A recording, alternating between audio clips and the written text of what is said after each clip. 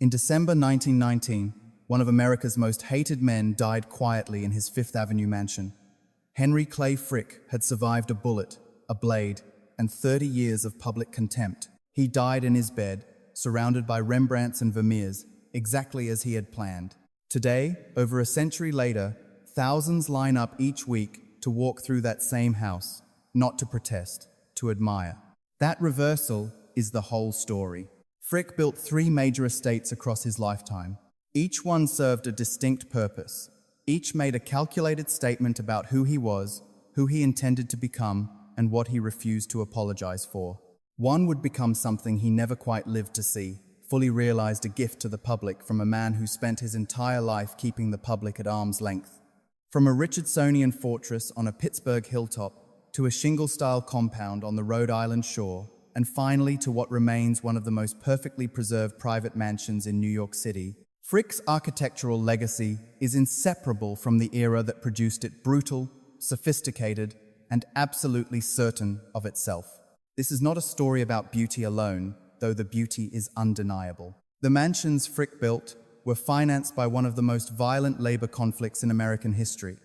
The marble floors and painted ceilings were paid for, at least in part, by men whose names no one recorded. The art that fills those galleries today was acquired with money extracted from workers who never saw a pension, never saw a raise, and in some cases never saw another morning. Frick knew this. He simply did not consider it relevant. What makes his architectural story remarkable is not the scale of what he built. Dozens of Gilded Age industrialists built grand houses, and almost none of them survived. The Vanderbilt palaces came down within decades. The Astor mansions disappeared before most people alive today were born. Frick's New York residence endured not by accident, not by luck, but because he designed it from the beginning to outlast him. The question worth asking is not just how it survived, it's why he wanted it to. What does a man who has made that many enemies, carried that much blood on his ledger, need from a building? What is he really trying to say? The answer, carved into Indiana limestone and hung with old masters, is complicated. It always is, with men like Frick. But the building is still standing, and that, in the end, may be the only argument he ever needed to make. Pittsburgh origins, the fortune behind the buildings. Henry Clay Frick was born in 1,849 inches, a modest farmhouse in western Pennsylvania. There was nothing in his early life that pointed toward greatness or infamy. His family had little money. His formal education ended at 17. He was not particularly well-read, not especially charming, and not connected to anyone who mattered. What he had instead was clarity, an absolute, almost frightening clarity about what he wanted, and a complete absence of hesitation about what it would cost to get it. At 21, Frick borrowed money and bought into the coke business. Coke-processed coal, the essential fuel for steel production, was on the verge of becoming one of the most valuable commodities in industrial America. Pittsburgh was the center of the steel universe, and Frick understood, with an instinct that bordered on predatory, exactly where to position himself, not at the edges, at the intersection of supply and demand, where the real money always collects. By his mid-20s, he was a millionaire, not through invention, not through vision, through efficiency, relentless and merciless, an ability to extract maximum profit from every ton his ovens produced. He undercut competitors until they quit. He bought out rivals before they recovered. He built a vertical monopoly that eventually controlled nearly 80% of the coke supplied to Pittsburgh's steel mills. The market did not bend to Frick. It simply ran out of room to resist him. In 1881, Andrew Carnegie noticed. Carnegie needed coke. Frick controlled it. The partnership that followed was logical, if never warm. Carnegie took a significant stake in Frick's operations. Frick became a partner in Carnegie's steel empire and eventually its chairman. Together, they made each other richer than either could have managed alone. But the partnership was never equal in spirit. Carnegie provided the vision, the charm, the carefully curated public image of a philanthropist in the making. Frick provided the operational will, the part of the business that Carnegie preferred not to think about too directly. Where Carnegie wrote essays on the moral obligations of wealth, Frick studied margins. Where Carnegie worried about how history would remember him, Frick focused on what history would have to work with. He was not building a reputation, he was building a fortune, and he understood that one could always be purchased with the other, given enough time and the right architecture. By 1890, Frick's annual income exceeded $1 million, well over 30 million in today's terms. He was 39 years old, and he had begun to think seriously about what men of his standing were expected to construct. The Gilded Age had its own grammar of power, and Frick was a fast study. Wealth alone was not sufficient. A man at his level required residences that announced his position before he entered the room. Not comfortable homes, architectural statements, buildings that forced acknowledgement from people who might otherwise look away. He studied what other industrialists had built. He noted the architects they hired, the neighborhoods they chose, the materials they imported. He was methodical about it, the way he was methodical about everything. This was not about taste or comfort. This was power made legible in stone. In 1882, Frick married Adelaide Howard Childs. She came from a prominent Pittsburgh family with the kind of social standing that money alone could not manufacture. The match was strategic. Both parties understood that, though by every account it was also genuinely affectionate, Adelaide knew the world Frick intended to enter. She understood which architects carried the right reputation, which stylistic choices separated serious money from the merely rich, which details old money families would notice and which they would dismiss. She was, in this respect, as valuable to his ambitions as any business partnership he ever formed. Together, they began planning their first major residence. The brief was simple and absolute: a house that would force Pittsburgh society to see Henry Clay Frick as something beyond a coke operator who had gotten lucky. He chose Penn Avenue, in the city's most established neighborhood. The address did as much work as the architecture. It placed him physically among families who had built their fortunes before the war, who carried names the city already recognized. The statement was not subtle. Frick had not merely made money, he had arrived, and he intended the house to say so before anyone inside it opened their mouth. He hired the architects, he approved the budgets without visible discomfort, and he made certain that every decision served a single overriding purpose: not beauty, not comfort, but permanence. Frick was not building for his lifetime. He never was. The Homestead Strike, why he needed fortresses. In 1892, Henry Clay Frick made a decision that would define both his public reputation and his approach to residential architecture for the rest of his life. As chairman of Carnegie Steel Company, Frick chose to break the union at the Homestead Steel Mill outside Pittsburgh. He did not agonize over it. He did not consult widely. He simply decided, and then he acted with the same cold efficiency he applied to everything else. The Amalgamated Association of Iron and Steel Workers was one of the most powerful labor unions in America. The workers at Homestead expected to negotiate a new contract. They had done it before. They believed they had leveraged skilled men, organized, with the credibility of previous agreements behind them. Frick had entirely different plans. He would not negotiate. He would not compromise. He would replace them, and he would do it in a manner that left no ambiguity about who held the power and who never had.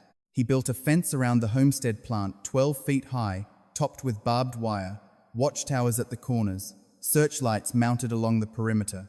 Workers called it Fort Frick. The name was meant as mockery, but Frick would not have objected. The message was exactly what he intended. The mill would operate with or without them, and their opinion of the arrangement was irrelevant.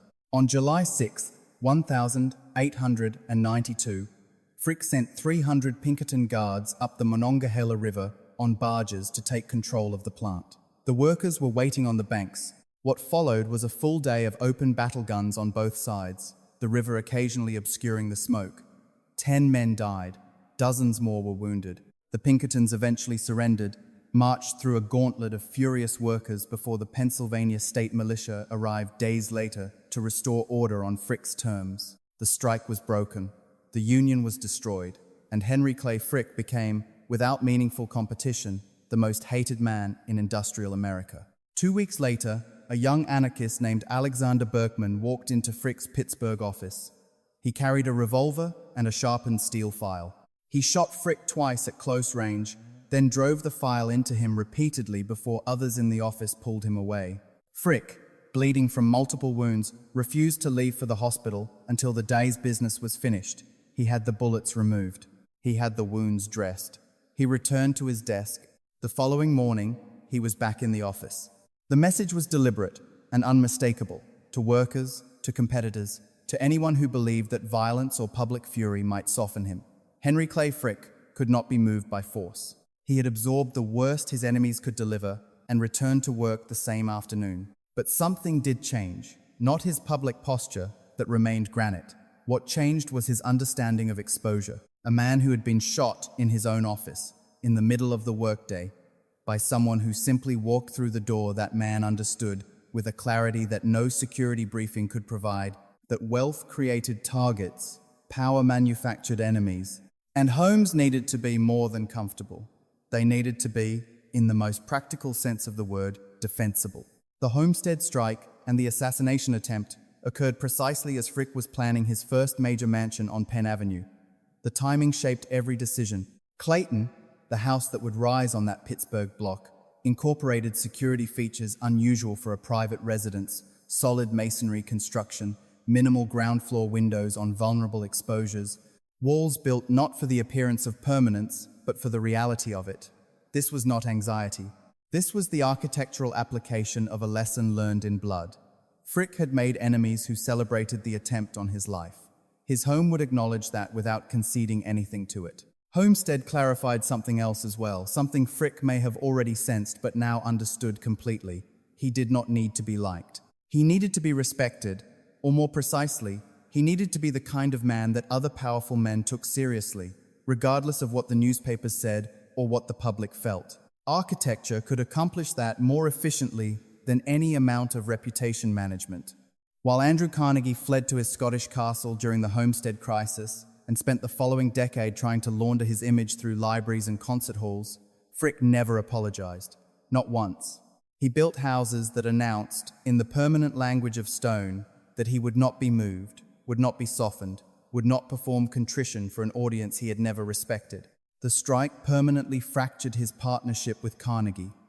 Carnegie blamed Frick for the public relations catastrophe. Frick blamed Carnegie for his absence and what he considered a fundamental cowardice. The business relationship limped forward for another 8 years, but the trust was finished. For Frick, the lesson was sharp and lasting. Allies were conditional, buildings were not. Stone did not defect under pressure. It was better to invest in permanence than in people. In the aftermath of Homestead, as Frick's public image hardened into something between villain and American symbol, his architectural ambitions expanded rather than contracted. He would not build modest houses that whispered apology. He would build on a scale that announced victory and let the public make of it whatever they wished. The union wages Frick eliminated became marble floors and mahogany paneling. The pensions that were never paid became art galleries and formal gardens. The workers who died on the Monongahela riverbank helped finance residences they would never see. This is not metaphor, this is accounting. Frick understood the ledger completely. He simply did not consider it a problem. The world, in his estimation, belonged to men who could take it and hold it. Buildings were proof you had done both and intended to keep doing so long after your enemies stopped trying. Each residence would serve a purpose, each would make a statement, and each would be built with a level of security that reflected a simple, unsentimentalized fact. Henry Clay Frick had powerful enemies who would have toasted his death without guilt. He did not let this stop him. He let it inform every architectural decision he made. In 1892, the same year, the Monongahela ran with the consequences of his choices. Frick purchased a plot of land at 5,700 Penn Avenue in Pittsburgh's East End. The location was not accidental. Penn Avenue was where Pittsburgh's wealthiest families had planted themselves, where the city's established names lived behind substantial setbacks and iron gates. The neighborhood offered everything Frick wanted in a single address: proximity to power, deliberate distance from the mills, and the unmistakable signal that he had crossed a threshold most men in his position never reached. The house he would build there, which he named Clayton, was designed to send one message to Pittsburgh society, clearly and without apology. This was not the home of a coke operator who had gotten fortunate. This was the residence of a man who intended to be remembered on his own terms. Frick hired Frederick John Osterling, a Pittsburgh architect with a strong command of Richardsonian Romanesque design. The style suited Frick's purposes with an almost uncomfortable precision. Richardsonian Romanesque did not suggest. It declared heavy stone construction, rounded arches, towers rising against the sky, the aesthetic vocabulary of fortresses and cathedrals brought to bear on domestic architecture. Clayton announced permanence before anyone crossed the threshold. The exterior was Indiana limestone and brick, not painted wood that would peel and require attention, not materials that implied wealth still finding its footing. Stone the kind that outlasts the families living beside it and the controversies swirling around them. The house contained 23 rooms across 4 floors, substantial but restrained by the standards of the era. The Vanderbilts were constructing houses with 70 rooms. The Astors had ballrooms designed to hold 1,000 guests. Frick's Pittsburgh mansion was impressive without tipping into spectacle. He was not competing for the most, he was competing for the most serious, which is an entirely different contest. The first floor established the house's intentions immediately. A grand reception hall with dark wood paneling and a sweeping staircase greeted visitors with the specific message Frick wanted delivered: wealth with substance, not wealth on display. The library followed shelves lined with books that projected cultivation, though Frick was never particularly devoted to reading them. The dining room seated 24, sufficient for the social obligations that Frick understood, with his characteristic pragmatism, were simply the cost of operating at his level. The upper floors divided the house between its public ambitions and its private life. The second floor belonged to the family bedrooms for Henry and Adelaide, rooms for the children, a sitting room where Adelaide managed the household calendar that had become quietly essential to everything Frick was building socially. The third floor held the servants' quarters. The fourth floor, tucked into the tower, served as Frick's private retreat, a place to conduct the kind of business he preferred to keep entirely separate from even his closest associates. But Clayton was never reducible to floor plans and stylistic choices. The house carried security features that most visitors would not have detected and Frick never discussed. Ground floor windows were smaller than the era's conventions and set higher in the wall, not conspicuously, but enough to matter. The walls were built to a thickness that exceeded any structural requirement. The main entrance could be secured with a speed that no ordinary residence demanded. Frick had been shot in his own office. He did not intend to be surprised again. The grounds covered nearly 2 acres. Frick retained landscape architects to design formal gardens, walking paths, and a greenhouse that became Adelaide's particular domain. The greenhouse was not decorative. It produced flowers year-round for the house and gave Adelaide a space she could govern completely, a small but meaningful counterweight in a household where most of the decisions originated with her husband. Adelaide's influence on Clayton ran deeper than the greenhouse. Where Frick understood architecture as argument, Adelaide understood it as habitation.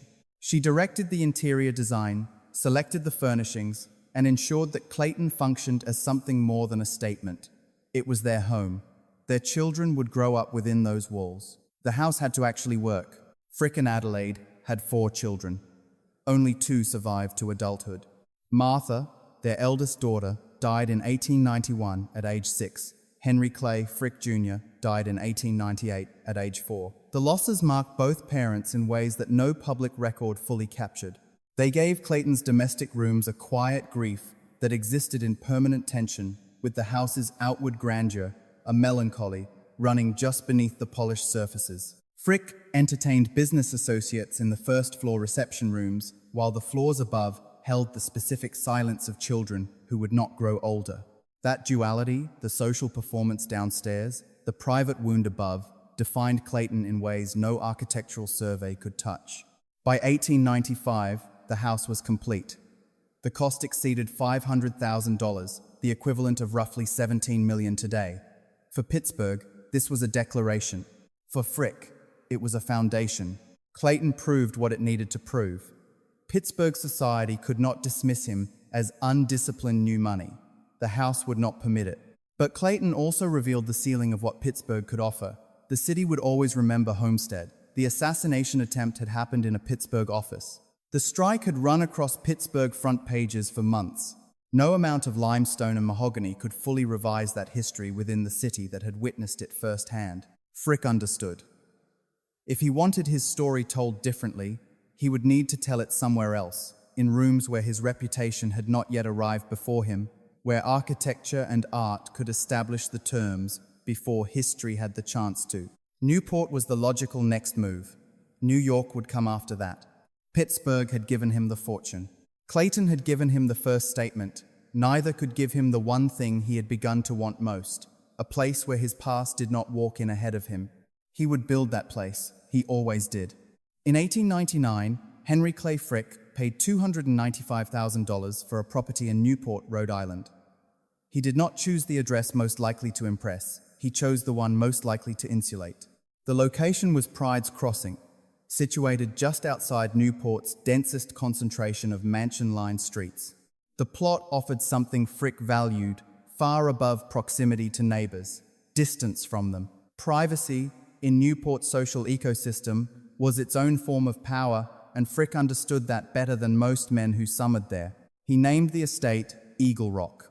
It would serve as his summer headquarters for the next 2 decades. Calling it a cottage, as Newport families were fond of doing with their 40-room monuments to inherited taste, missed the point entirely. Eagle Rock was a year-round capable residence, built and staffed to function at full capacity whenever Frick required it. Its deeper purpose was to demonstrate, through sheer quality and restraint, that he belonged among families whose wealth had existed before the Civil War reduced everything south of the Mason-Dixon line to ash and memory. For the architecture, Frick hired Peabody and Stearns, a Boston firm with an established Newport portfolio and the kind of institutional credibility that mattered in a town where everyone knew who had designed everyone else's house. They had worked for the Vanderbilts, the Whitneys, and a dozen other families whose names carried the specific gravity of old American money. Their signature combined English country house sensibility with American-scale, understated confidence, rather than European theatrics. Exactly the register Frick wanted. The house ran to somewhere between 30 and 40 rooms, depending on which historical account you consult. The exterior was shingle style, weathered cedar shingles, broad porches, a silhouette that read as informal elegance rather than imported palace. But informal, in Newport, was always relative.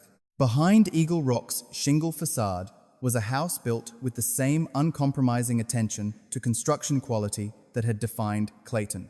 Thick walls, premium materials, details specified for longevity rather than appearance. Frick did not commission things that would require replacement within his lifetime.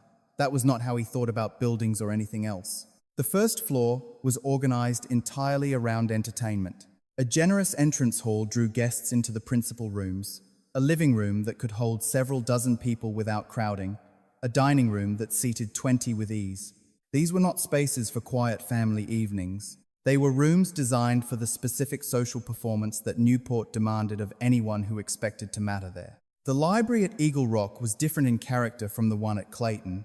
At Clayton, the books had been largely decorative, a signal of cultivation rather than evidence of it.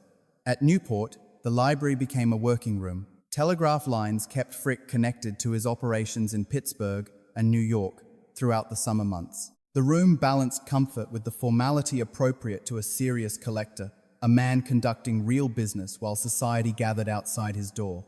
Adelaide's presence at Eagle Rock was more defining than at any previous residence. She ran the household with a precision that the house's social function required. Newport society operated according to rules that were unwritten but absolute: who called on whom, in what order, at what hour, with what level of ceremony. Adelaide understood those codes with a fluency Henry never developed and never particularly tried to. Her management of the social calendar, every dinner, every garden party, every returned call, was what made Eagle Rock operational in ways that architecture alone could never achieve. The house was the stage. Adelaide ran the production. The grounds exceeded 10 acres. Formal gardens near the house gave way gradually to more naturalistic planting toward the property's outer edges, the carefully maintained illusion of effortless beauty that required constant, invisible labor to sustain. Walking paths guided residents and guests through the landscape at a pace that allowed for conversation and the quiet appreciation of how much everything had cost. What separated Eagle Rock from most Newport estates was its deliberate distance from the road and from neighboring properties. Where many of the avenue's great houses crowded together in a kind of competitive proximity, Eagle Rock maintained substantial buffer zones on all sides. Frick could entertain without the discomfort of neighbors close enough to overhear. Distance, in his calculation, created the possibility of a fresh impression, a version of himself defined by what guests experienced at Eagle Rock, rather than what they remembered from Pittsburgh headlines. Newport's summer season ran from June through September. During those months, more than 20 staff kept the estate running. Groundskeepers, kitchen workers, housemaids, personal servants. Adelaide directed this operation with the kind of methodical attention that most people reserved for things they considered genuinely important, because it was. Every social engagement at Eagle Rock was, in some functional sense, a transaction. Frick was investing in relationships that would open doors in New York when the season ended and real power reconcentrated. The Astors summered in Newport. The Vanderbilts maintained multiple properties on the island. Meeting these families away from the industrial context that defined Frick in Pittsburgh, on neutral, elegant ground, over well-prepared meals, in a house that made no obvious reference to coke ovens or broken unions, created possibilities that could not have existed anywhere else. But Newport also clarified something Frick may not have fully anticipated. There were events he was welcome to and events he was not. Old money families received him without ever quite accepting him. His fortune was too recent, his reputation too specifically violent, and the distance between tolerated guest and genuine member was one that no estate, however well designed, could fully close. Frick recognized Newport for what it was, a passage, not a destination. The families that controlled American life at the highest level spent their winters in New York. That was where the real decisions were made, the real alliances formed, the real legacy either secured or surrendered. That was where Frick needed to plant himself permanently. By 1910, Eagle Rock was seeing him less frequently. His art collection had grown beyond what Newport could properly accommodate. New York was pulling at him with increasing insistence, and he had begun sketching mentally, then literally, the outlines of what would become his ultimate architectural statement. In 1917, he sold Eagle Rock. The estate had done what he needed it to do. Newport had been the rehearsal. New York would be the performance that mattered, the one people would still be discussing a century later. By 1912, Henry Clay Frick had made his decision. His architectural legacy would be written in New York City, and it would be written in a hand that no one could misread. He was 63 years old. His fortune exceeded $100 million. He had spent the better part of a decade renting mansions on Fifth Avenue, studying the street, learning its rhythms, watching which buildings aged well and which were already beginning to look like mistakes. He was not searching for a home. He was searching for the right ground on which to make his final argument. In 1913, he found it. Frick purchased the entire block front on Fifth Avenue between 70th and 71st Streets, a plot measuring 150 feet along the avenue and 200 feet deep. The cost was $2,450,000 for the land alone, equivalent to roughly $75 million today. By Manhattan standards, even then, the scale was extraordinary. The location was not accidental. It was calculated with the same precision Frick had applied to every significant decision of his life.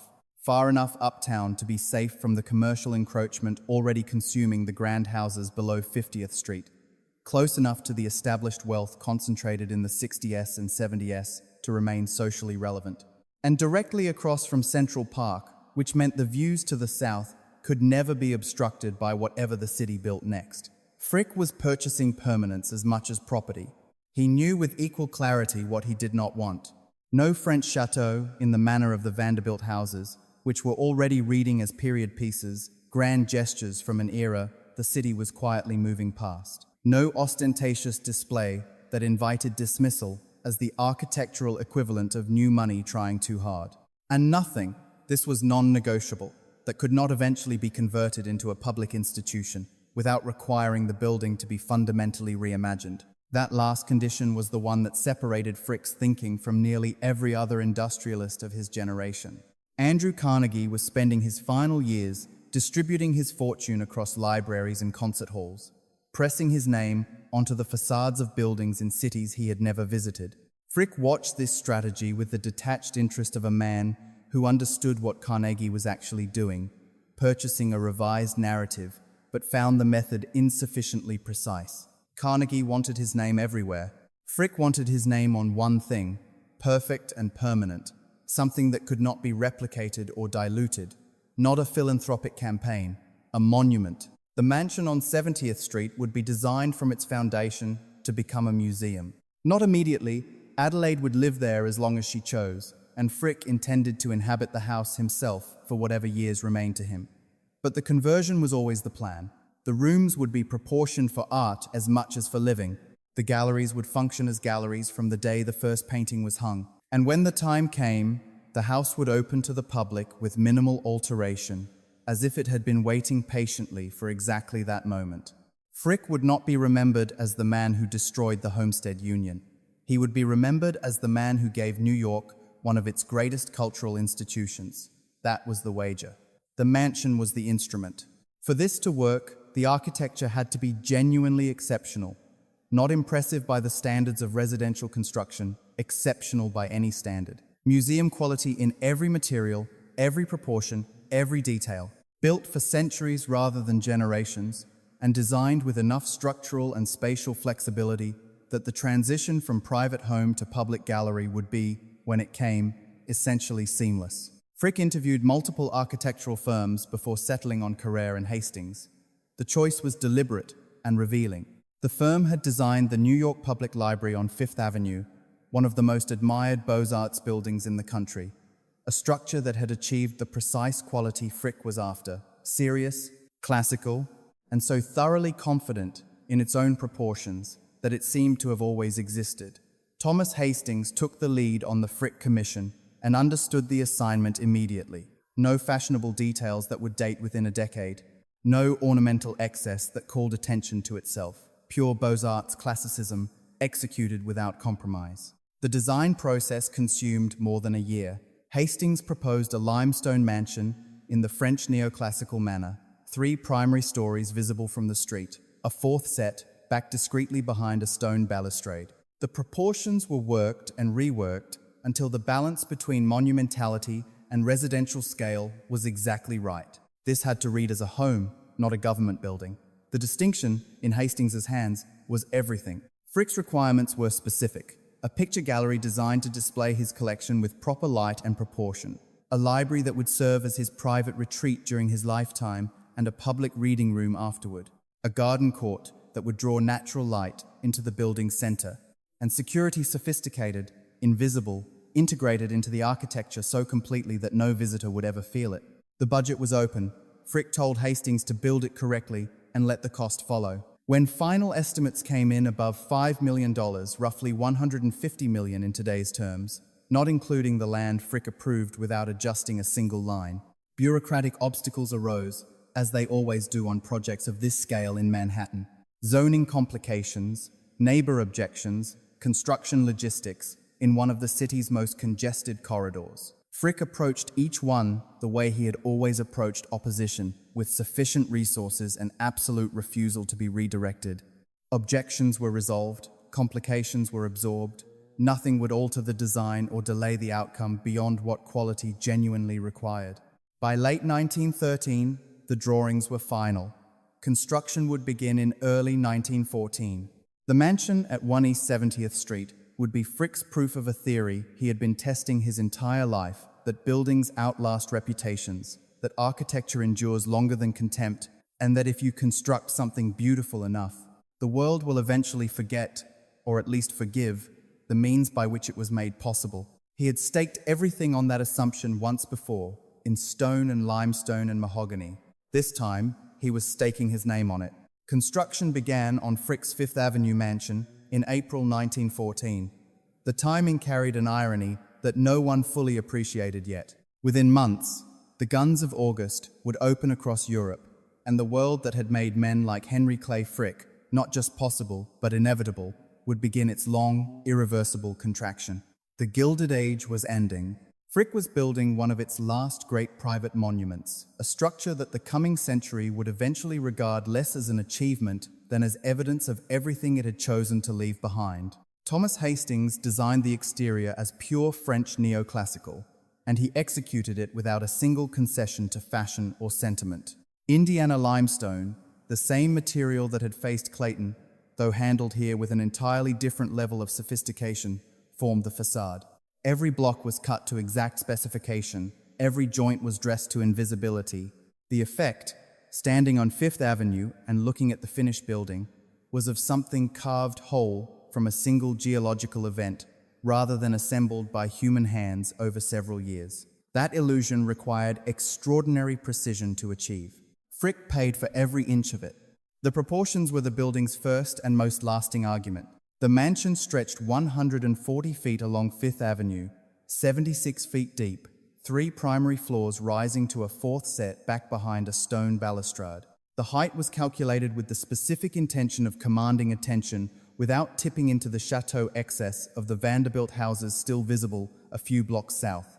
Presence balanced by restraint, monumentality tempered by the understanding that the most powerful statement is often the one that does not raise its voice. The entrance sat precisely at the center of the Fifth Avenue facade, a single door flanked by columns and finished with a carved limestone pediment. Not the grand porte-cochere that announced arrival at so many neighboring mansions. Not separate entrances for separate social classes, one door. The message was architectural and absolute. This was an invitation-only residence, and the invitation was not widely extended. Hastings worked with classical elements throughout, but refused archaeological literalism. The columns drew from Doric precedent, but were proportioned specifically for this building's needs. The windows were tall, clean rectangles with restrained surrounds, no elaborate pediments, no carved garlands, no decorative program layered over the surface to signal effort. The roofline was unbroken, except for chimneys set well back from the facade. Every decision eliminated rather than added. The discipline required to achieve that was as demanding as any ornamentation would have been. For the builder, Frick retained the George A. Fuller Company, the firm that had raised the Flatiron Building and established itself as New York's most reliable executor of ambitious construction. Their reputation for quality was the only credential Frick required. The foundation went down 30 feet, far deeper than residential construction demanded. Frick was not engineering for his own occupancy. He was engineering for the next 2 centuries, and he expected the foundation to behave accordingly. The steel frame was deliberately overspecified. The building could have been structurally sound with lighter members. Frick insisted on capacity that exceeded any residential requirement by a meaningful margin. The limestone came from Indiana quarries selected specifically for color consistency and the particular density that resists weathering. Each block was inspected individually before installation. The Fuller Company later estimated that 15% of the delivered limestone was rejected, an extraordinary rate that reflected precisely the standard Frick had established and enforced in person. The windows were fabricated in France, bronze frames, not wood, triple glazed in select locations where Fifth Avenue noise required managing. The glass was optical quality, free of the minor distortions that characterized most residential glazing of the era. Frick wanted unobstructed transparency towards Central Park. He wanted complete acoustic separation from the street. Both requirements were met without visible compromise. The roof was copper, not slate, not tile. Hastings calculated that copper's natural patina, deepening to green over decades, would complement the limestone in a way no applied finish could replicate. More practically, copper required almost no maintenance and would outlast every alternative by a generation. Frick approved the additional expense without asking for a second opinion.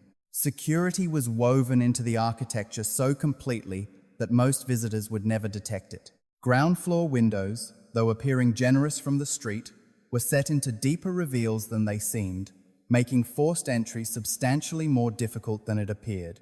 The exterior doors were solid bronze, not wood with bronze cladding, not bronze-faced frames over a lighter core.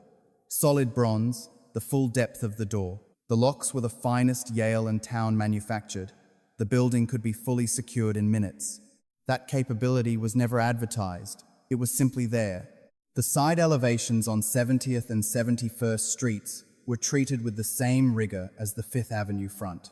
Hastings understood that the building would be read from multiple directions, and he refused to construct a facade with lesser work behind it. The limestone continued uninterrupted around all 4 sides. the window proportions held consistent. This was not cosmetic architecture. It was a building designed to withstand scrutiny from any angle, at any distance, in any decade. By late 1915, the exterior stood essentially complete. Critics and journalists who had followed the construction began reaching for comparisons and finding few that held. The building was praised for its restraint, its proportions, its refusal to compete with its neighbors through ornament or scale. It simply existed on Fifth Avenue, with a confidence so complete it seemed to have preceded everything around it. Frick visited the site regularly throughout construction, inspecting work with the same exacting attention he had once applied to coke yields and labor costs. The Fuller Company learned quickly that cost overruns were an acceptable outcome. Deviation from the specified standard was not.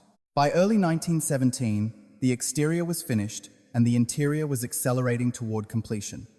Frick was 67 years old. He had built 3 mansions across 3 decades, each one more deliberate than the last, and he wanted to inhabit this one while he still had the years to justify it.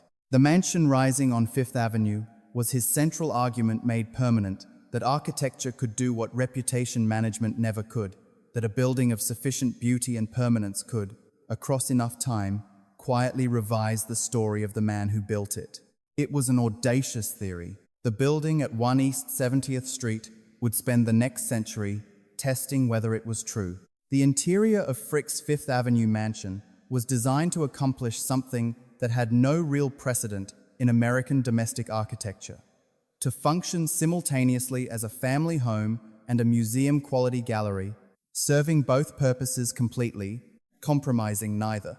Thomas Hastings worked with interior designers to engineer that balance room by room, surface by surface, with the same exacting attention he had applied to the limestone facade.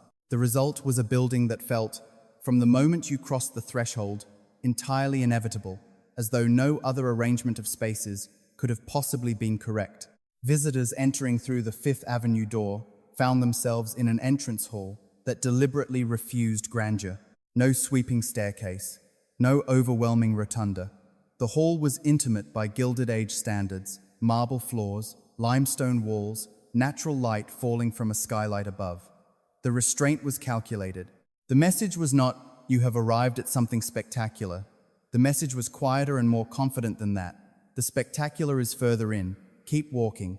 From the entrance hall, the West Gallery opened along the building's western side, 70 feet of room, designed from its inception around the specific requirements of painting. 19-foot ceilings gave large canvases room to breathe without diminishing them. Natural light entered through a skylight and was supplemented by electric lighting adjustable for different hours and conditions. The walls were covered in rose-colored damask, a choice that reads as surprising until you understand the calculation behind it. The warm tone complemented the gold frames Frick consistently favored and created a backdrop that made the paintings visible without entering into competition with them. The floor was dark oak, polished to a depth that reflected without distracting. Upholstered benches positioned throughout the gallery invited the kind of sustained looking that most people never permit themselves in museums. Frick filled the room with Rembrandt, Vermeer, Velázquez, Van Dyck, decades of acquisition, millions of dollars in individual purchases, assembled into a collection whose coherence reflected a single sustained intelligence at work. The architecture served the paintings absolutely. Nothing in the room asked for attention on its own behalf. The library occupied the southern end of the first floor, overlooking the garden. This was Frick's private territory, a retreat designed for his personal use, while simultaneously anticipating its eventual life as a public reading room. English oak paneling lined the walls. Painted panels filled the ceiling.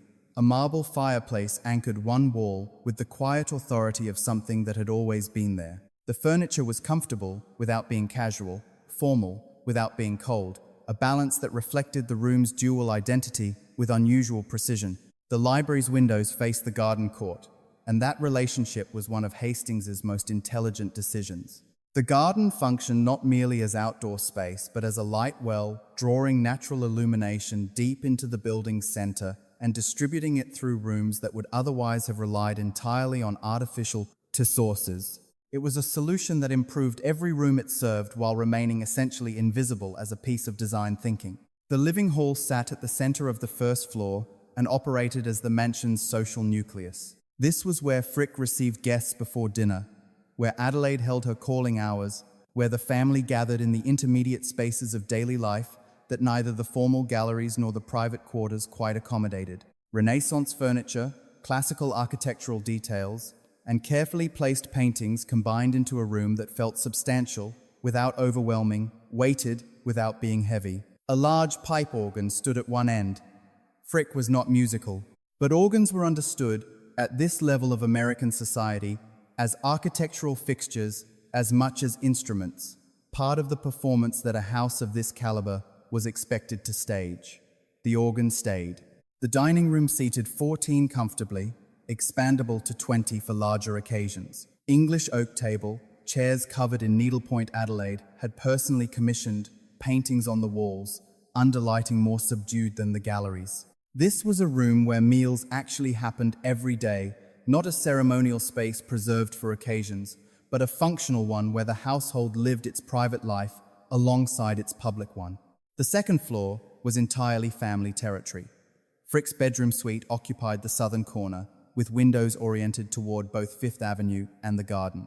The room was, by the standards of his wealth, surprisingly restrained. Good furniture, quality materials, nothing excessive. A private bathroom with the most current fixtures, a dressing room, a sense of comfort achieved through quality rather than accumulation. Adelaide's suite mirrored his on the northern side, though decorated with the French furniture and personal fabrics she had chosen herself. Her private sitting room, where household affairs were managed and the social calendar maintained, reflected a woman who had spent 40 years running operations of considerable complexity and had learned exactly what she needed around her to do it well. Guest rooms filled the remainder of the second floor, each decorated individually within the mansion's broader aesthetic, comfortable, quietly elegant. Designed for the extended visits of the very small number of people Frick trusted enough to admit into his private spaces. The third floor held additional guest rooms and staff quarters, with the absolute segregation of domestic staff from family areas that the era demanded and Frick enforced with particular precision. The fourth floor, recessed behind the balustrade, housed mechanical systems, storage, and adaptable spaces, a deliberate flexibility. Frick had learned to build in from his experience at Clayton and Eagle Rock. Buildings needed room to evolve. The fourth floor provided it.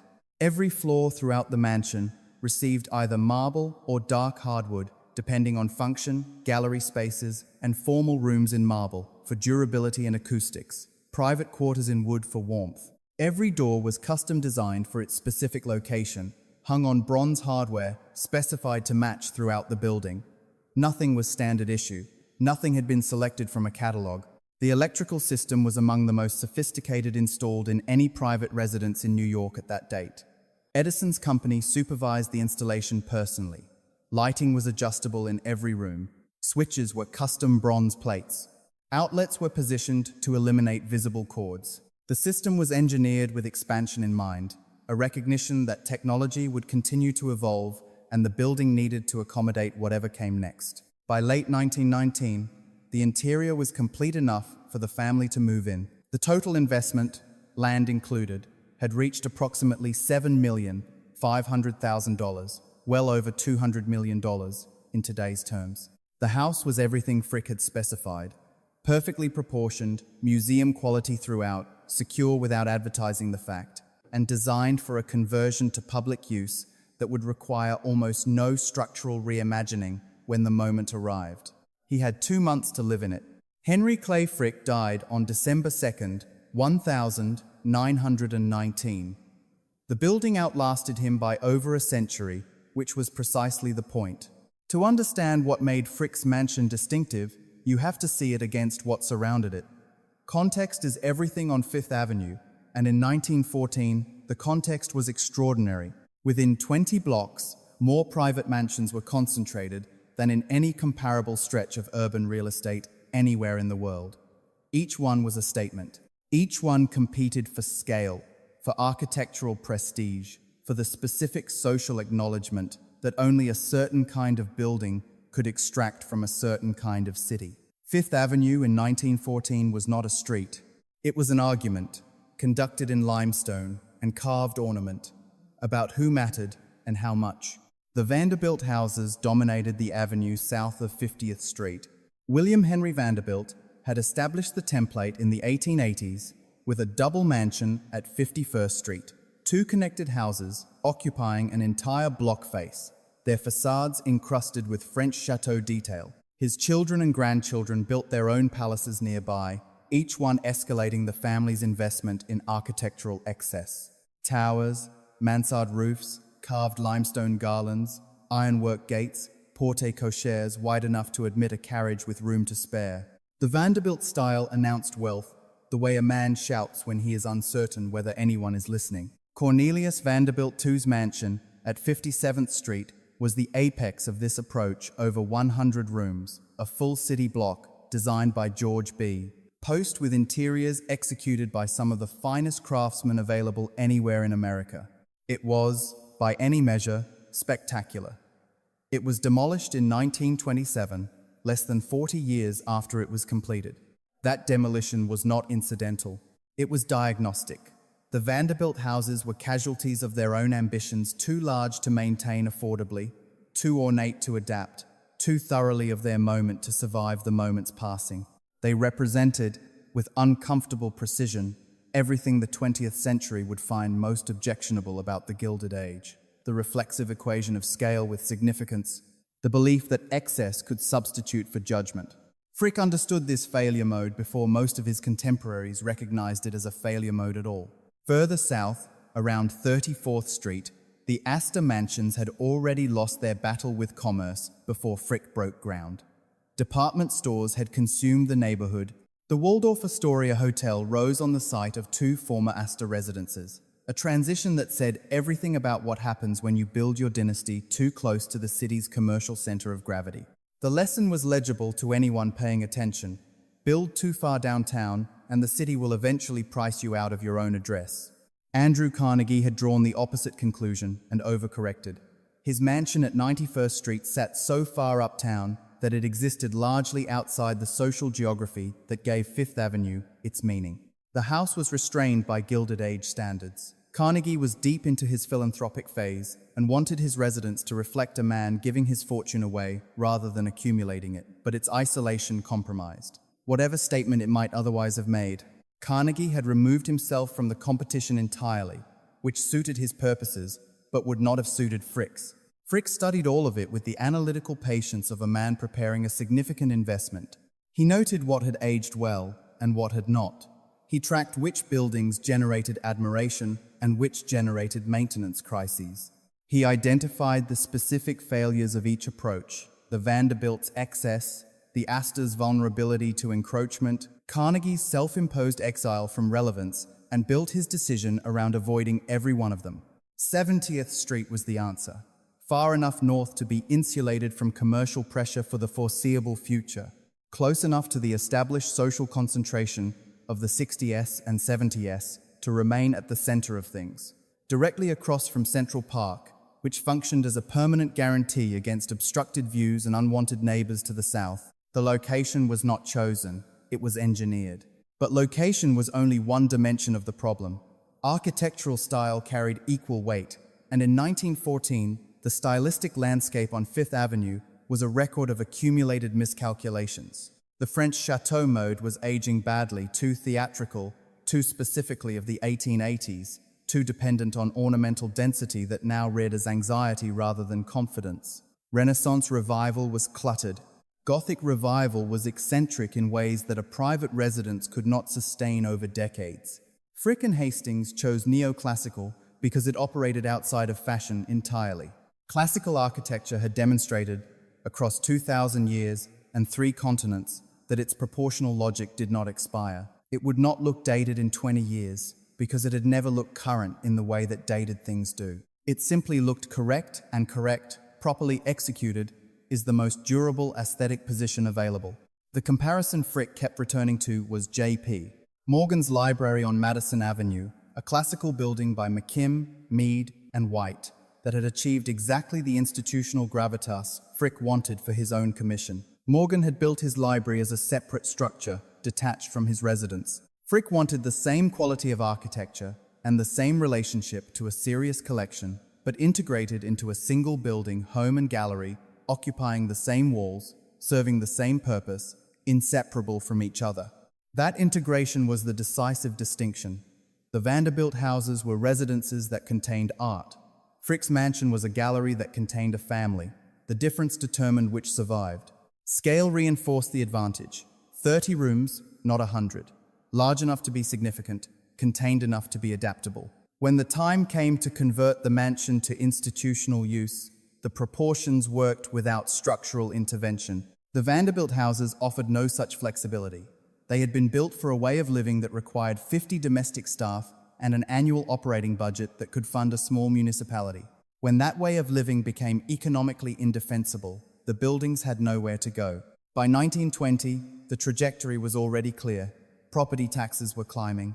Domestic labor was contracting. The generation inheriting these houses carried different values and faced different financial realities. One by one, the great Fifth Avenue mansions were surrendering to the pressures their builders had never anticipated. Frick had anticipated them. He had built for the world that was coming, not the one that had made him rich. That foresight is why the building still stands. When Henry Clay Frick died in December 1919, he left behind explicit instructions and a building already halfway to its final purpose. The mansion at 1 East 70th Street would become a public museum, not immediately, not while Adelaide lived, but inevitably. The conversion was not a postscript to his legacy, it was the legacy. He had been planning it since the first architectural drawing. Adelaide was 61 when Henry died. She would remain in the mansion for another 12 years, maintaining it with a fidelity to her husband's arrangements that went beyond obligation. The paintings stayed on the walls where Henry had placed them. The furniture remained exactly positioned. The household ran as it had always run, staffed and maintained at the same standard, as though the man who had demanded that standard might return at any moment and inspect the results. The house did not grieve visibly, it simply continued. Those 12 years were more consequential than they appeared. Adelaide held substantial power over the estate's future. She could have sold the collection individually. The paintings would have commanded extraordinary prices, even in a weakened market. She could have broken the terms of Henry's will, dispersed the assets, converted the building to income-generating use. The law would not have stopped her.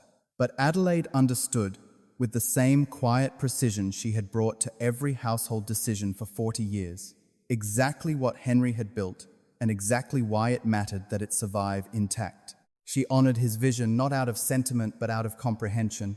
In 1921, she made the first significant physical change to the mansion since construction had ended. She commissioned John Russell Pope, one of the most accomplished classical architects, then practicing in America, the man who would later design the National Gallery in Washington, to complete the garden court that Thomas Hastings had conceived but never fully realized.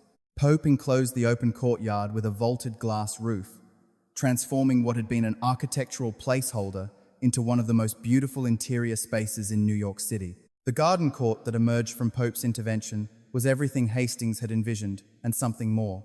Classical columns framed a central fountain. Living plants and seasonal flowers created a genuine garden inside the building's core.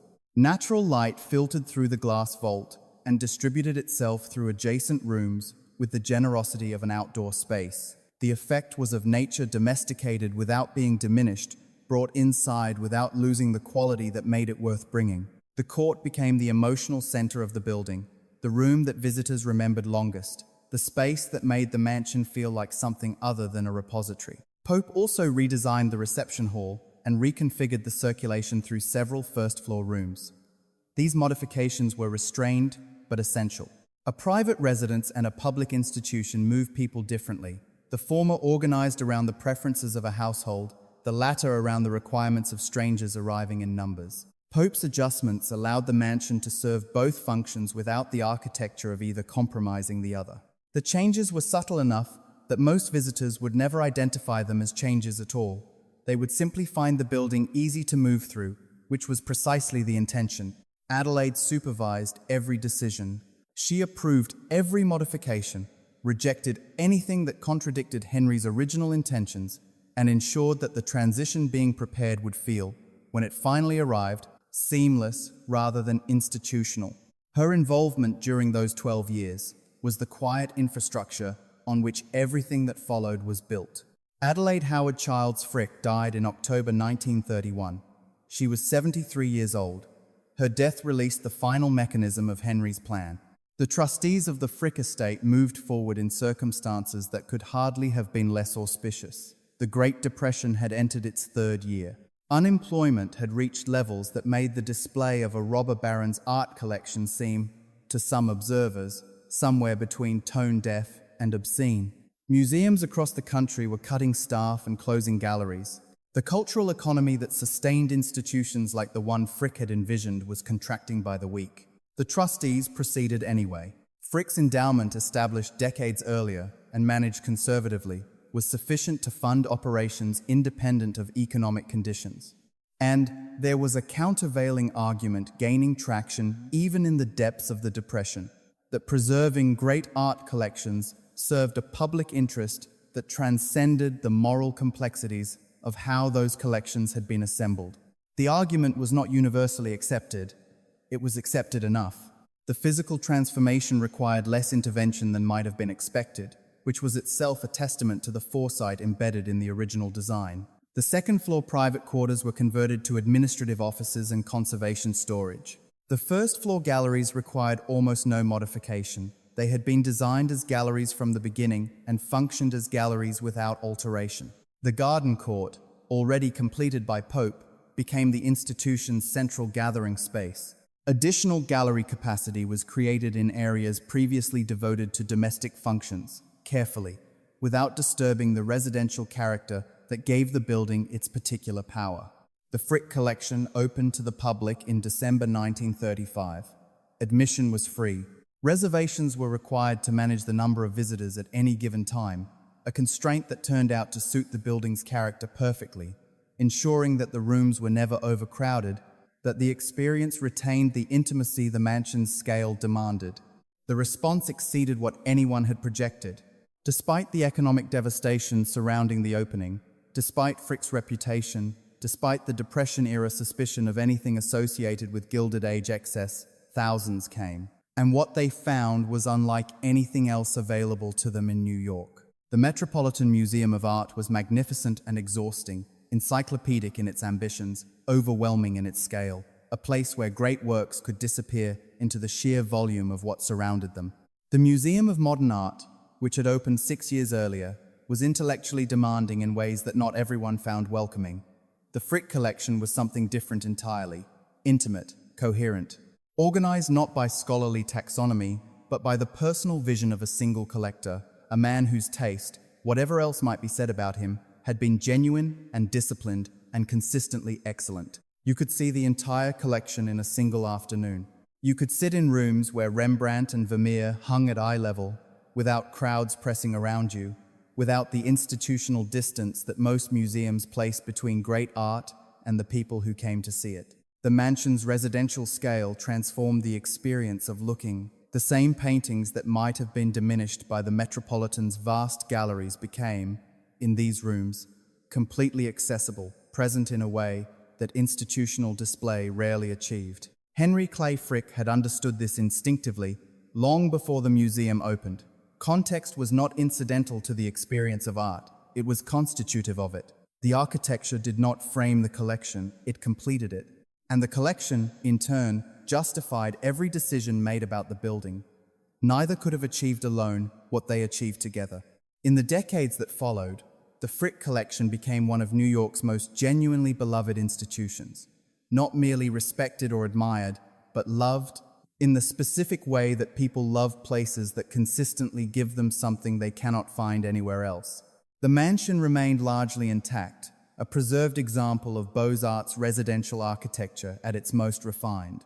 Visitors came for the Vermeer and the Rembrandt and the Holbein and stayed, often without fully understanding why, for the building itself. In 1977, a carefully designed addition provided expanded gallery space, a lecture hall, and improved visitor facilities. The architects, working with full awareness of what they were building beside, made new construction that was compatible with the original without imitating it, a distinction that requires genuine confidence to maintain.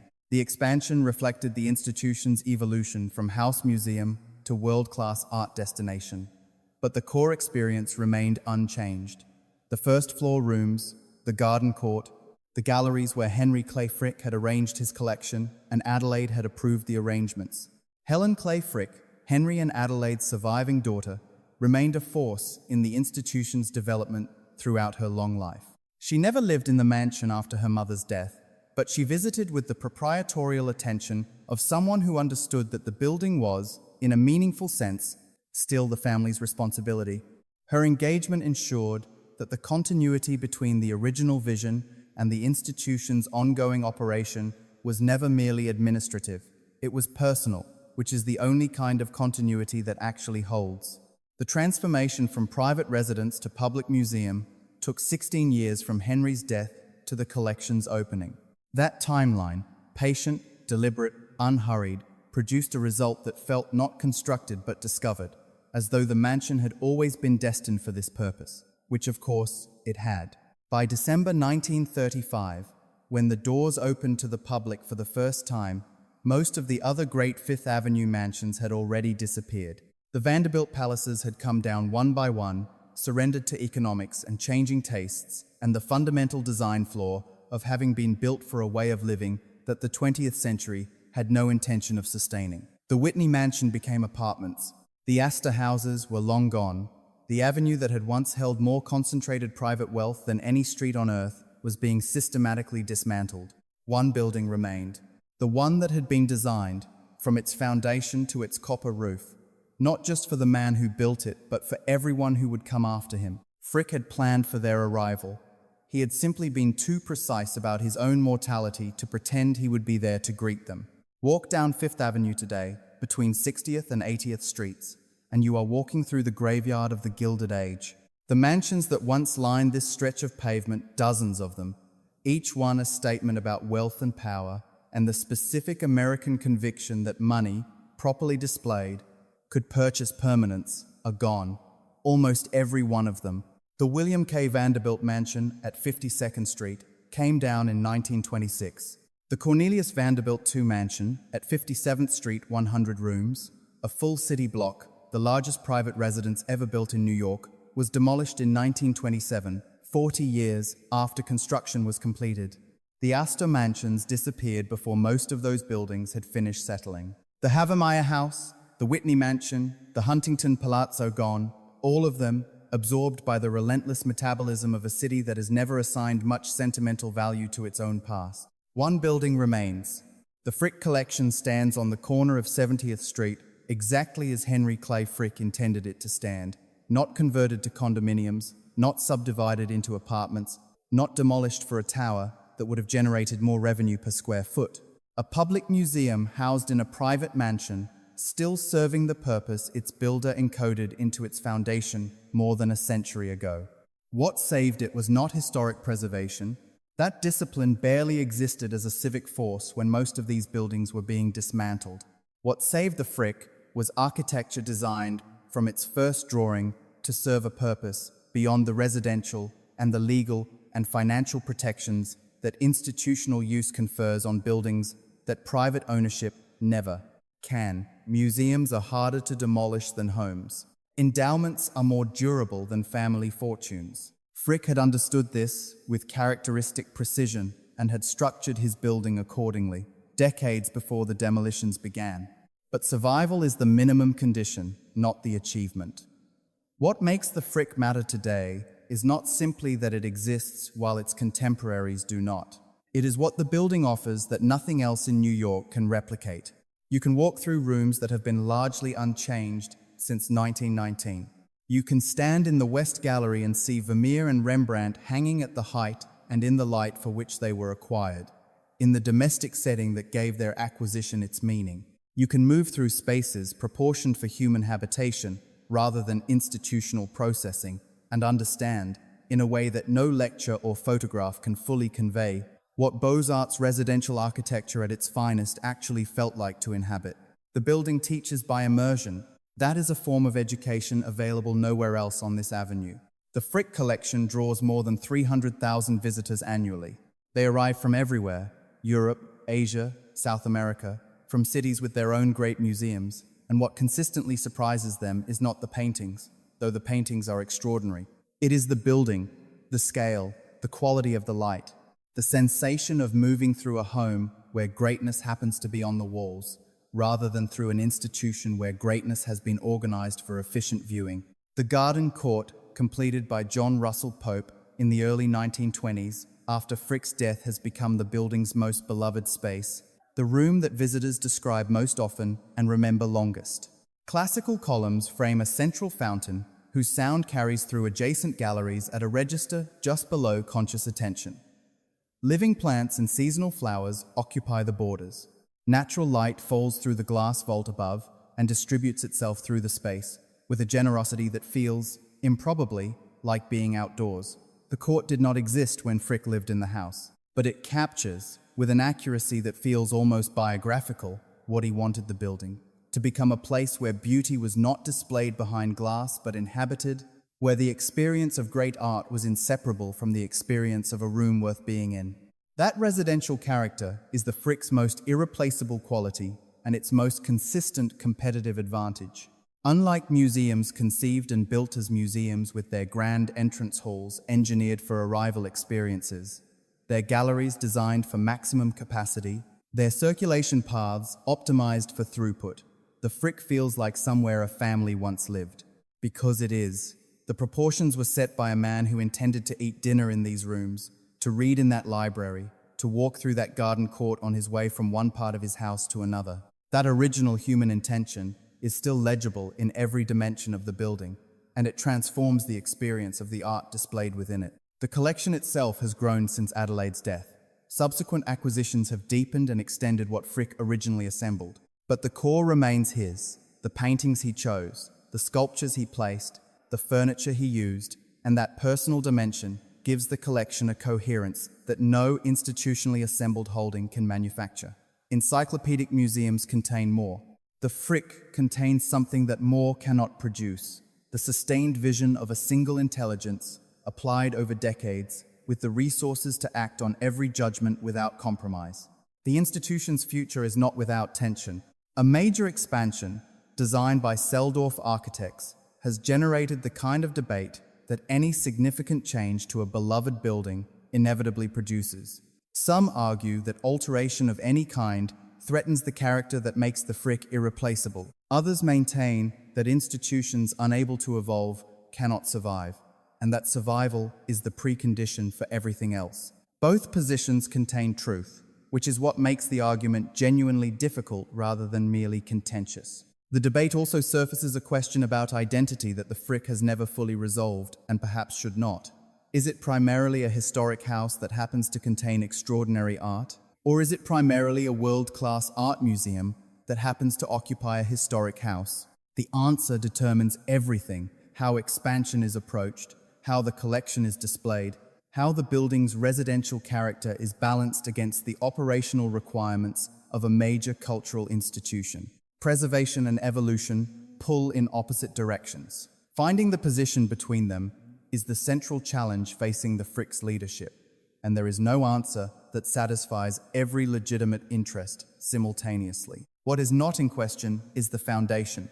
The rooms Hastings designed, the galleries Frick created, the garden court Pope completed, the proportions and materials and spatial sequences that have remained essentially unchanged for more than a century. These constitute an experience that no expansion can replicate and no renovation can improve. Whatever surrounds them, they remain the essential Frick. The location has held exactly as Frick calculated it would. 70th Street remains residential. Central Park continues to protect the southern exposure from obstruction. Commercial encroachment has not reached this block and shows no sign of doing so. The neighborhood that made the address perfect in 1913 continues to make it perfect today, which is either a testament to Frick's strategic foresight or evidence that some forms of urban geography are simply more durable than others.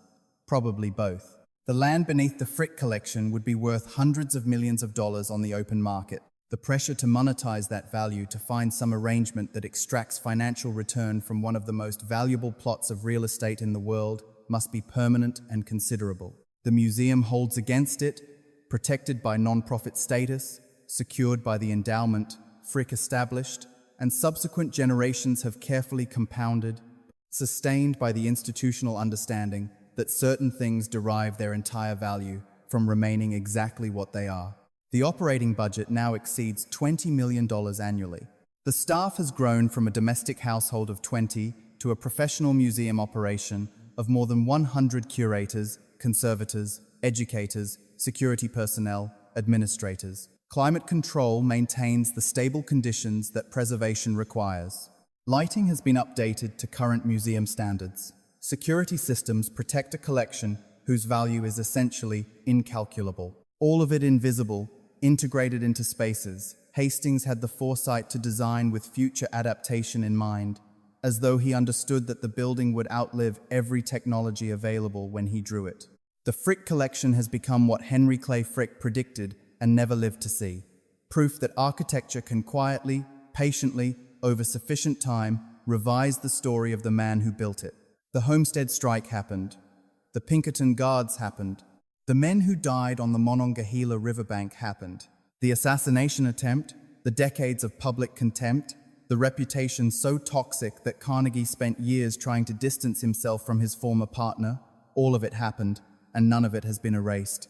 But today, the name Frick is associated first and most immediately with one of the great cultural institutions of the 20th century. The mansion on 70th Street has done precisely what its builder commissioned it to do.